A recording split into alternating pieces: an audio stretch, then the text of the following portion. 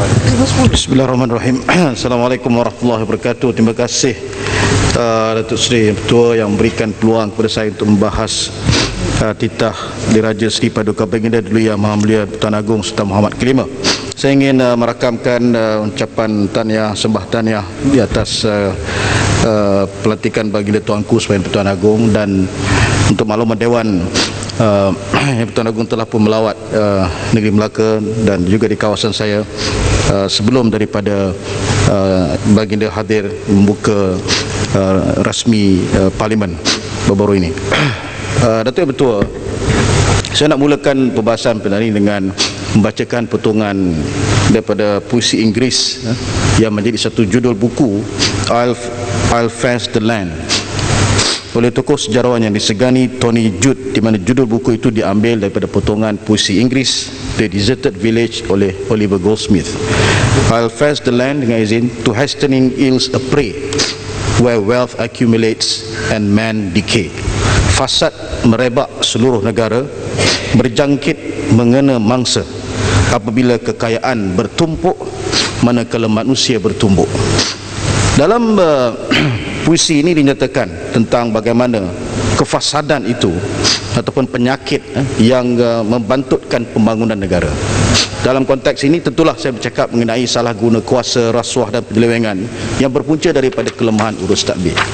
Saya waktu di kawasan minggu lepas ketika membuat program bersama rakyat, saya bertemu dengan seorang tokoh biasa, pemimpin UMNO. Dan oleh kerana Melaka ni Datuk betul terkenal dengan pantun, maka diberi saya satu pantun. Dia kata, Muhammad, saya nak kongsi satu pantun. Dia kata, pokok kelapa condong rebah, jatuh pula daun yang layu. Kalau kerajaan tidak rasuah, selamatlah kita bangsa Melayu. Jadi yang ini satu pantun yang pada saya, walaupun saya tahu ada pantun yang dulu sering digunakan oleh pemimpin-pemimpin UMNO dalam ucapan-ucapannya dengan menyatakan bahawa pokok kelapa condong ke laut, jatuh pula daun yang layu, kalau UMNO tak dapat berpaut, habislah kita bangsa Melayu. Tetapi ini jawapan kepada pantun itu yang menunjukkan bagaimana dalam budaya kita sebagai orang Melayu, terutamanya saya percaya ketika saya bercakap ini ramai pengundi-pengundi Melayu di luar sana yang mendengar. Tentu di dalam konteks ini kita mesti menyatakan pendirian dengan jelas bagaimanakah corak negara dan pemimpin-pemimpin yang akan kita kemukakan di masa yang akan datang. Kerajaan mempunyai pelbagai perancangan, ada TN50 dan sebagainya. Tetapi kalau kefasadan, rasuah dan governance ini tidak diselesaikan sehingga ke peringkat yang lebih tinggi, sebab sekarang ini kita dengar ramai exco kerajaan negeri, pemimpin-pemimpin kerajaan, pegawai kerajaan yang ditahan. Tetapi pada saya itu adalah anak-anak ikan yang kecil. Jurung-jurung besar ini masih lagi belum dapat ditangkap ataupun ditahan oleh SPRM.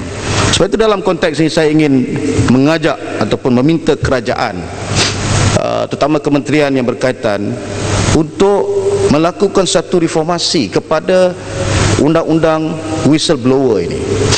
Kerana kita tahu undang-undang whistleblower ini adalah satu undang-undang yang tentunya akan membantu bagaimana kaki tangan kerajaan khususnya yang mengetahui tentang pelakuan rasuah ini memberi maklumat kepada SPM, kepada badan yang sepatutnya.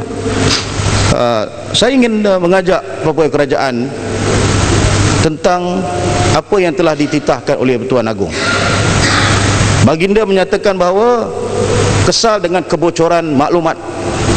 Pada saya, kebocoran maklumat itu kalau ianya berkaitan dengan mengganggu keselamatan negara, pertahanan negara, yes, dengan izin, betul-betul itu tidak boleh kita kompromi. Tetapi kalau kebocoran maklumat itu bertujuan untuk mengekang rasuah dan penyelewengan, maka saya minta dan mengajak terutamanya Ketua Setiausaha Negara akan memberi galakan kepada pegawai kerajaan ini, memberikan pendedahan kepada pihak-pihak yang berwajib, terutamanya SPRM, kalau ada political masters, dengan izin, political masters mereka yang diketahui terbabit dalam pelakuan rasuah dan penyelewengan ini.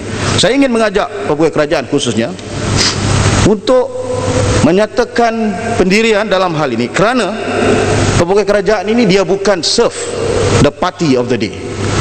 Pegawai kerajaan dia serve the charter, ikrar Jabatan Perkhidmatan Awam, di mana dalam ikrar itu menyatakan bahawa kakitan kerajaan mestilah berazam meningkatkan mutu perkhidmatan, bekerja dengan penuh tanggungjawab, berusaha mengikis sikap mementingkan diri sendiri, berkhidmat dengan penuh muhibah dan kemesraan, bekerja ke arah memajukan pemikiran rakyat dan pembangunan negara, bekerjasama dalam mementeras kelemahan dan musuh-musuh negara, dan berpegang teguh kepada ajaran agama. Tak ada satu pun yang menyatakan harus sekam dengan izin, harus tertakluk dengan arahan daripada political masters, pemimpin-pemimpin politik. Dan kalau kita ada check and balance, mekanisme check and balance itu, saya percaya kalau ada komitmen daripada ketua setiausaha negara misalnya dalam hal ini, saya yakin kita akan berhadapan dengan satu keadaan di mana ada satu elemen penting di dalam negara yang mengendalikan check and balance dengan izin, semak dan imbang, agar negara kita kembali di atas track ataupun landasan yang betul. Saya ingin mengajak juga kerajaan ataupun ingin bertanya kepada kerajaan, memang sekarang ini kita mengalung-alungkan pelaburan, dan saya lihat Negeri Selangor dan Pulau Pinang khususnya berjaya menarik FDI dengan izin hampir 4 bilion ke negeri masing-masing, walaupun kita mendapat pelbagai halangan kerana kerajaan negeri berbeza dengan kerajaan persekutuan dalam konteks ini. Tetapi saya ingin memberikan peringatan, dalam keadaan kita berlumba-lumba mencari peluang pelaburan, saya ingin tanya kepada kerajaan, terutamanya apakah pendirian kerajaan apabila kita melihat pelaburan daripada negara China ini seperti tidak boleh dikawal lagi. Di Melaka misalnya, kita ada projek Melaka Gateway. Kalau di Johor ada Forest City, di Melaka ada Impression City. Dan walaupun gross development value ataupun nilai yang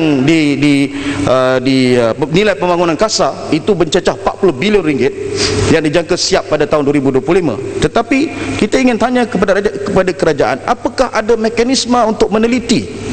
Misalnya kita dah tengok ada satu surat yang dikeluarkan oleh Yang Berhormat Ketua Menteri Melaka misalnya, untuk kepada Kementerian Sumber Asli Alam Sekitar agar proses title tanah 609 ekar freehold itu dapat diproses sekarang.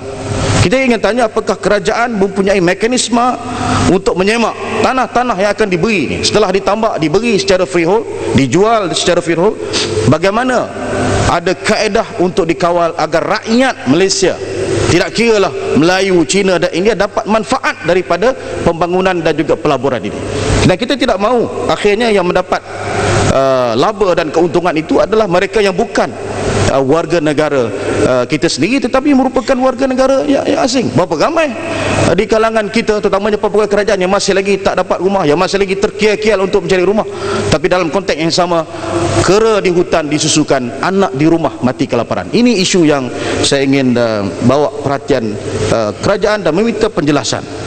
Misalnya bekas diplomat Malaysia Datuk Dennis Ignatius dalam artikel The Malaysia-China Conundrum menyatakan bagaimana Malaysia ini perlu berhati-hati dalam mengawal keadaan Malaysia, kerana kita berhadapan dengan pelbagai tuntutan, misalnya The Spratly Island, yang menuntut kita untuk berhati-hati dalam dasar luar negara, kerana kalau kita tidak berhati-hati kita akan terperangkap dalam permainan ini.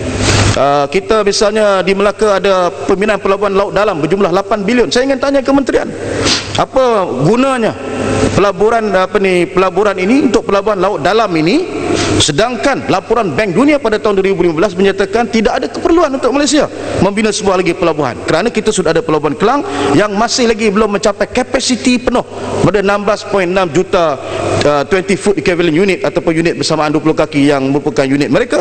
Dan apa keperluan belanja yang besar, tetapi dalam masa sama kita tidak nampak keperluan kecuali untuk entertain dengan izin kehendak-kehendak pelabur daripada negara China. Sampai bila, saya ingin tanya kerajaan, kita nak bergantung sepenuhnya kepada negara China ini? Saya ingin terus kepada isu SPR. Saya ingin tarik perhatian Dewan. Saya ingin tanya satu saja soalan kepada kerajaan berkaitan dengan persepadanan ini. Kenapa persepadanan ini kita lihat SPR tolak soal perlembagaan dan sebagainya? Ketua Pembangkang tadi telah menyatakan di dalam sidang media, Fasal Perkara 113 Fasal 1 yang menyatakan bahawa dalam setiap usaha untuk melakukan persepadanan, Suruhanjaya SPR, Suruhanjaya Pilihan Raya adalah meminta nasihat daripada 2 orang pegawai kerajaan persekutuan yang mempunyai pengetahuan khas mengenai topografi dan taburan penduduk dalam unit kajian semula bagi pilihan raya persekutuan, dan pegawai itu hendaklah dipilih oleh Yang di-Pertuan Agong. Saya nak tanya, mana pegawai ini? Kenapa saya nak tanya? Sebab Datuk Yang di-Pertuan pun tahu, dalam cadangan Persebelanan bukit pun dah hilang, katil pun dah patah. Ya tak? Tinggal Parlimen baru Hang Tuah Jaya. Bila saya menang, saya tak suka disebut ahli Parlimen Hang Tuah. Kalau Hang Jebat, saya okey. Ya tak? Betul, dalam konteks ini Datuk Ketua, saya harap agar isu-isu ini dapat dibangkitkan, kerana kita mesti bergerak ke hadapan dengan penuh keberanian dan ketulusan. InsyaAllah saya yakin hari ini ramai ahli-ahli Parlimen Barisan Nasional tak mau bahagilah. Sebab dia pun, mereka pun saya tahu tak tahu nak cakap apa. Ya tak? Nak cakap, tadi saya dengar Terberau pun cerita pasal masalah rakyat. Ya tak? Masalah kenaikan harga barang dan sebagainya. Dia kong sama macam kita.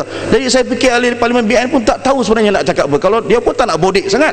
Jadi saya harap kali ini let's be real. Jangan kita tidur dalam kepompong bahawa everything is alright.